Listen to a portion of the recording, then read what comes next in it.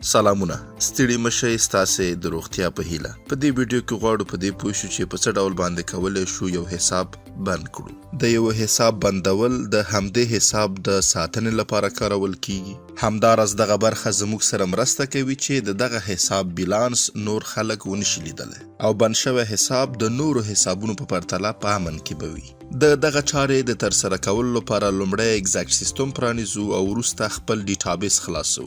کله چې زموږ ډیټابیس خلاص شو او عمومي پاڼه ښکاره شوه، په دغه برخه کې په حسابونو باندې کلیک کوو. کله چې ټول حسابونه ښکاره شول، کولی شو یو حساب انتخاب کړو او وروسته یې بند کړو. د مثال په ډول باندې موږ د حمید الله کابل حساب غواړو چې بند کړو. په دغه حساب باندې کلیک کوو. کله چې دغه حساب پرانیستل شو، کولی شو په دغه پاڼه کې وګورو چې په دغه برخه کې د بندولو په نوم باندې یو آیکن شته. په همدغه برخه باندې کلیک کوو چې په اتوماتیک ډول باندې له دغسې یوه خبرتیا سره مخامخ کیږو او سیستم له موږ څخه پوښتي چې آیا باوري یې چې دغه حساب بند کړي. نو موږ په بندولو باندې کلیک کوو.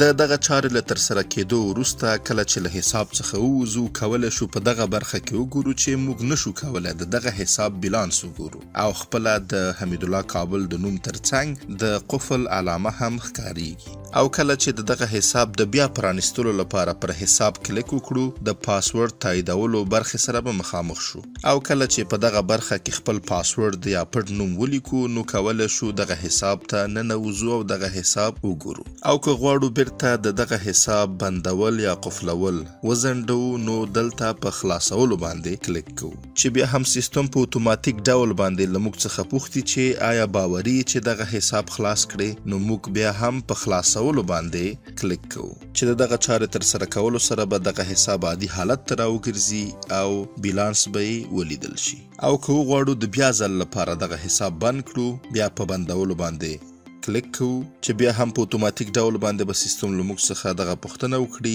بیا هم په بندولو باندې کلیک کوو او کولی شو په دغه ډول باندې دغه حساب بند کړو ترڅو بیلانس یې له موږ پرته نور کسانو نشي کتلی. له پاملرنې مو ډیره زیاته مننه. که غواړئ چې په دې اړه لا ډیر معلومات ترلاسه کړئ، د ایگزیکټ سیستم له ټلګرام ګروپ، یوټیوب چینل او همداراز د دغه سیستم له ویب سایټ څخه لیدنه وکړئ.